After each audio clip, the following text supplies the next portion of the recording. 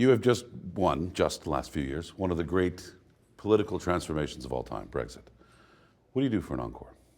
Well, that's a very good question. I'll tell you what, Brexit's not the end. You know, when I first went to the European Parliament 21 years ago, I thought the UK is a square peg in a round hole. It'll work for the rest of them, but as long as we leave, I'm fine. My ambition's much bigger than Brexit now. The UK's left the European Union, and I want Europe to leave the European Union. So I intend, over the course of the next year or two, to tour around the European capitals, to go round some of the ancient European universities, and to start to spread this message that actually Brussels represents something that is anti-democratic and bad, and we all need to break free and end what we now understand as globalism. So you're looking at going to Poland and Hungary and some of the Eastern European countries, or you go into the heart of darkness in France and Germany? Well, I mean, for example, already I have an invitation from Krakow University to go and speak there. Other invitations coming from some of the Baltic states. So yeah, we have to take this message out because you see the mainstream political class across Europe have always said the Eurosceptics are mad, the Eurosceptics are bad, and what we have to prove is that Brexit actually was normality, because what free people in history ever willingly give up the right to govern themselves? I mean, the more you think about it, the madder it is. It's like being invaded by a foreign army. Well, it's not invaded, no. You pay them to come in. I mean, we were giving away 15 billion a year and saying, please come and take us over. I mean, look, the truth is, this was never explained to the British people. It was sold to my parents' generation as being just about trade, just about money, and they always use economic arguments. They always use economic fear. You know, if you break free of this, you'll all starve. It's funny, in the referendum we were told we'd lose our jobs, we'd lose our homes. We were also told there'd be an outbreak of super gonorrhea. I mean, there are just no levels to which they will not sink. Going back to your banking past, you know very well that mergers, whether they succeed or not, is whether they're able to actually capture the theoretical synergies. Brexit also is a kind of reverse merger, right? Whether that £350 million per week allegedly paid to the EU actually translates into something beneficial to the British public. Is there any guarantee that you've gotten from Boris or anyone else that money will be actually used to benefit Britain? Do you know what? I have never promised, because of Brexit, that it'll be guaranteed paradise. Let me explain what Brexit actually means. It means that we're in charge of our trade policy. We're fully in charge of our foreign policy. We're in charge of our employment law. We're in charge of our environmental law. We're running our fish stocks, our farming, and all of those things. So we're back in charge. Now, I happen to think that we can run our own affairs better than an unelected bureaucracy based in Brussels. It is possible, of course, that a bad British government might make a complete mess of it at different points down the future, but at least we, the people, will be able to sack them, get rid of them, and vote for somebody else with a different agenda. So the point about Brexit is, yes, I believe we will be a lot better off, but it doesn't guarantee it. But what it does give us is something called freedom, and I can't put a price on that. But there is an unelected bureaucracy in Westminster, which no government has any direct control over, not in terms of hiring, firing, or ordering those priorities. Haven't you shifted from one unelected bureaucracy in Brussels to another one in Westminster? The UK civil service is powerful, and of that there's absolutely no doubt. But ultimately, it is ministers and governments that make decisions. And even if the civil service are a bit reluctant sometimes to carry them out, ultimately they work for government. Now look, I want to see I want Brexit to be the beginning of a UK political revolution that sees much of that change, much of that cleared out. There are some indications that Boris Johnson does have a grasp of that too. Has Boris Johnson or Dominic Cummings or anybody in government approached you about a position, Brexit minister or one of those? No, they can't do that. It's much too difficult for them. They're far too insecure to speak to someone like me. Would you accept such a position if it were offered? Well, a long time ago, I had a debate with a very seasoned journalist who said to me, Nigel, there are two types of people in politics. Those who want to be something and those who want to do something. And I've always been the latter category. I want to do something. I'm not interested in the least in rank, titles, position. None of that means anything to me. But if I had the chance to do something that would help, of course I'd do it. You do have a great relationship with President Trump. Are you acting as a back channel for the U.S. UK trade deal? Well, the truth of it is I should be. The truth of it is I should be. Because who in London at the moment has got better relations in Washington than I have? Absolutely no one. And yet they can't bring themselves, the British Conservative Party, to use me. Listen, they actually believe that putting the interests of the Conservative Party matters more than putting the interests of the country first. I find it absolutely astonishing. I'll give you an example. On the 11th of November 2016, so 3 days after the result of the presidential election, I spent 55 minutes in Trump Tower with, as he was then, President-elect Trump. You would have thought that the moment I landed at Heathrow Airport, that somebody from the Foreign Office would have asked me to go into a room and expected some kind, without betraying any confidences, but expected some kind of debrief.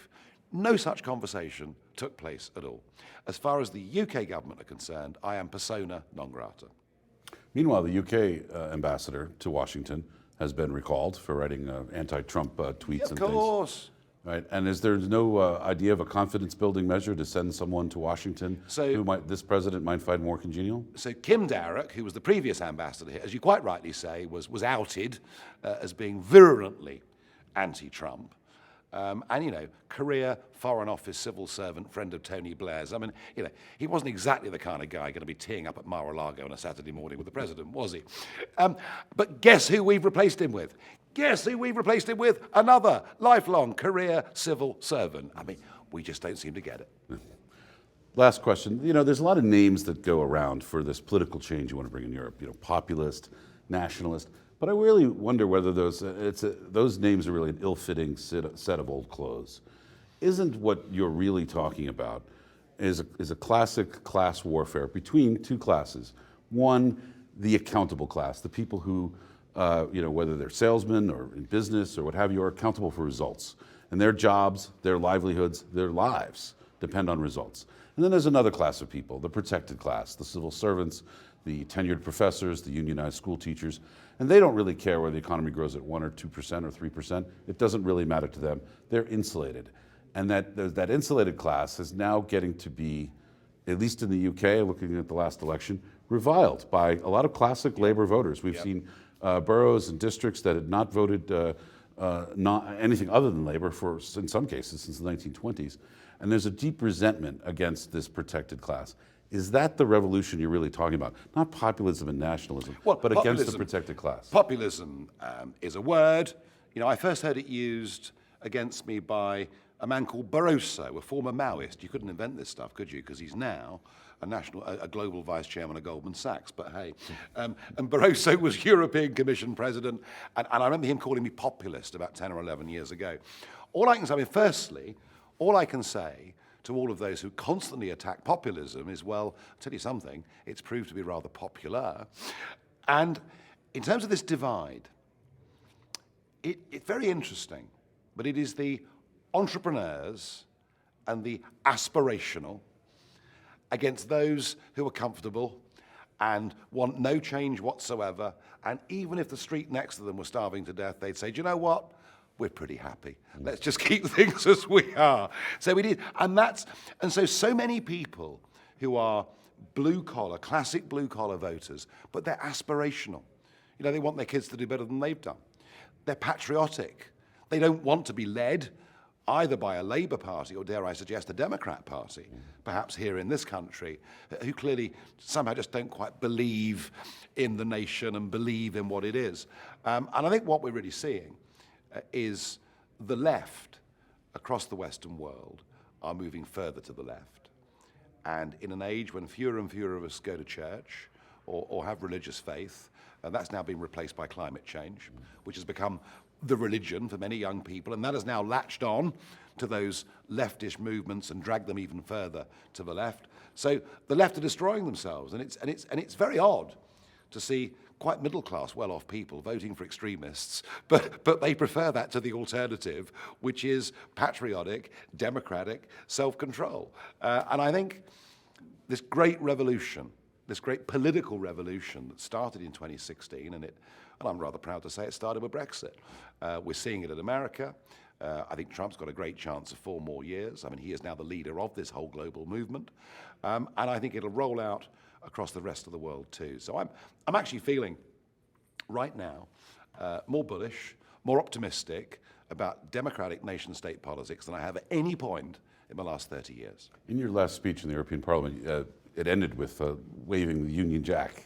And that was a point of order against you. Because globalists want to ban our national flags. It was a lovely moment. She cut the microphone off. She said, take your flags and go. And you know what? On the 31st of January 2020 at 11 p.m., that's what the UK did. We took our flag and we left. That little flag moment, does that resonate in Hungary, in Poland, and other parts of Europe? I tell you what's interesting. That now is not just a symbol of the United Kingdom, it's a symbol of a successful fight back against Brussels and for independence. And we're beginning to see kids all over Europe wear T-shirts of the Union Jack. So it's become more than that. Look, you think about the Hungarians, think about the Poles, think about how they suffered in the 20th century. I mean, literally millions of their own people massacred in the 20th century. And only 30 years ago did they escape the clutches of Moscow.